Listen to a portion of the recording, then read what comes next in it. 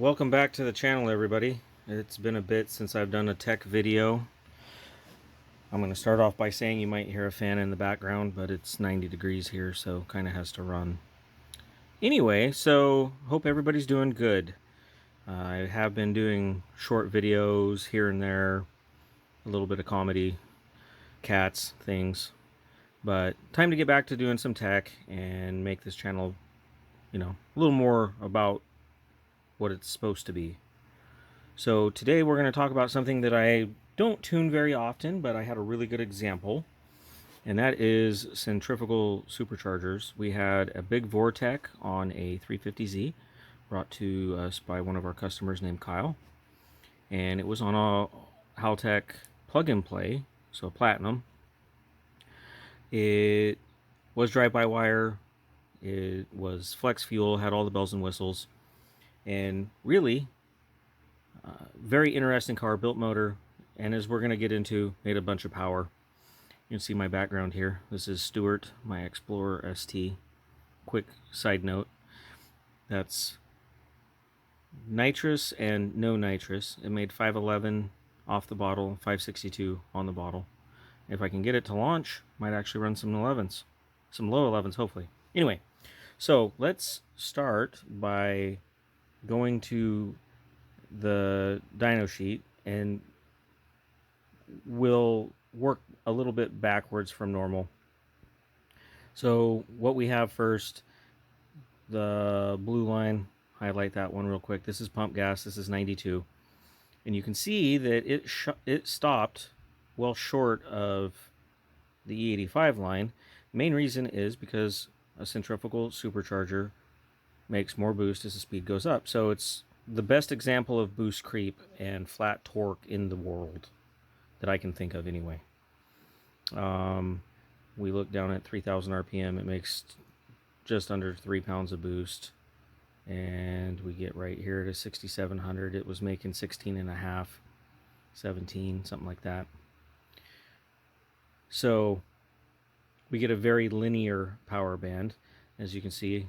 550 wheel, 424 foot-pounds, still a 3.5 as far as I know. I don't think it's a big bore motor. I don't think it had a stroker crank in it, as I recall. I know I was told, I just don't happen to remember. Had a cog drive on the jack shaft, so a bunch of cool stuff to make this actually function. Now when we get to the E85 numbers, I revved it out because I wasn't afraid of the boost. It was a 10-to-1 compression engine, so I didn't want to get too out of control.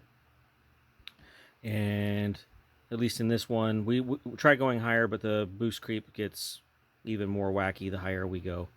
We'll get to that.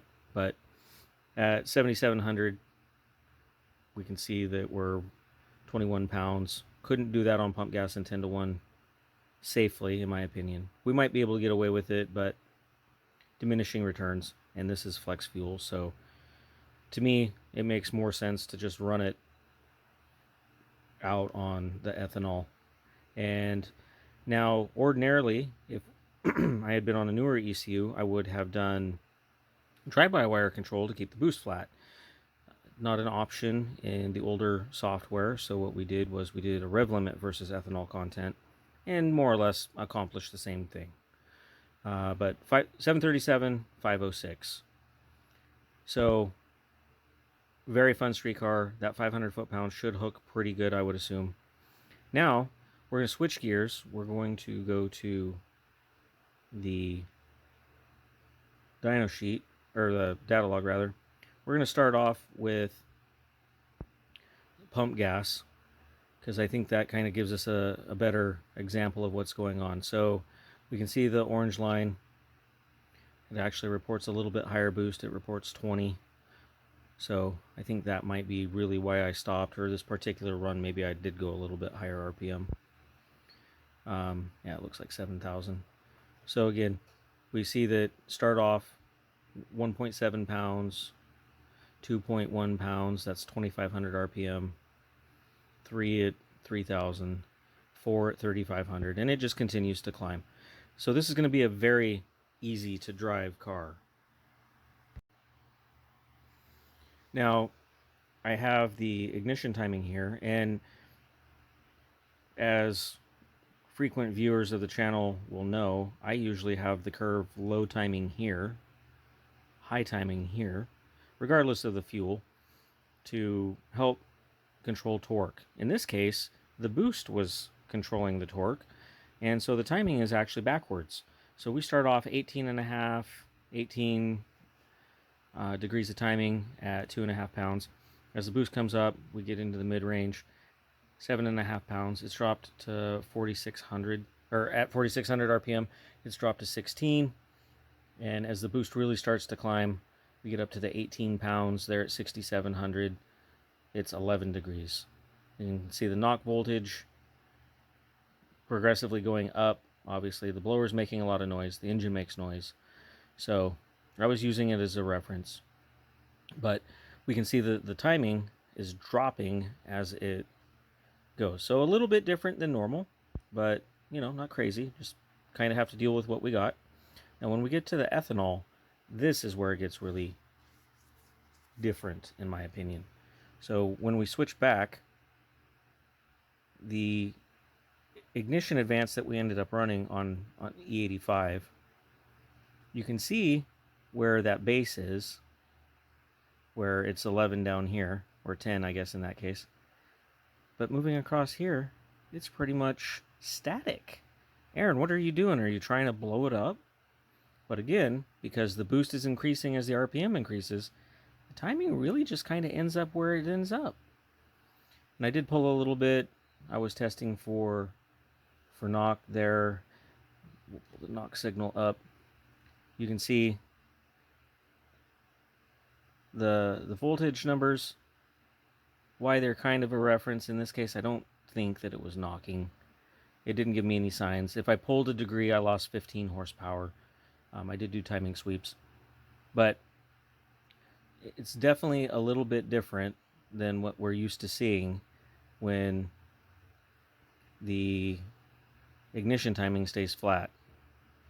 So in a way, instead of a timing curve, we have a boost curve, and we have the set timing. We just kind of swapped the two, left to right. So anyway, that sums this one up. The next video we're going to do is going to be on ITBs in turbo cars, because I don't have any ITBs in NA stuff on standalones, but one of our viewers, Ryu, asked to see information. He wanted to see how modern ECUs worked doing alpha in, which is fuel versus TPS, and RPM, that's the axes, when it's doing the correction versus boost. So it'll be an R33 in the case of the Infinity, and it's going to be an R32 in the case of the Haltech Elite. Anyway, guys, I hope everybody's doing good. I hope you've been able to get to the racetrack, make some hits, enjoy your summer.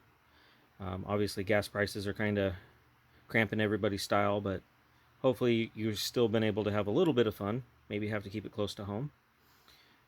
So get out there, be safe, enjoy your cars. We'll talk to you later. Bye. If that content is something that you like, please consider giving me a thumbs up. If you haven't subscribed already, please consider doing so.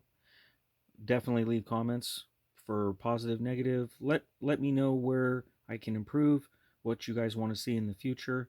It just helps the channel, and it helps get you the content that you want. If possibly you have a friend or a community group that can benefit from content like this, please consider sharing it with them, Facebook, Instagram, wherever you want to go. Lastly, if you want notified as new content is added, simply click on the bell icon and YouTube will do that for you. Thanks again, guys. Take care.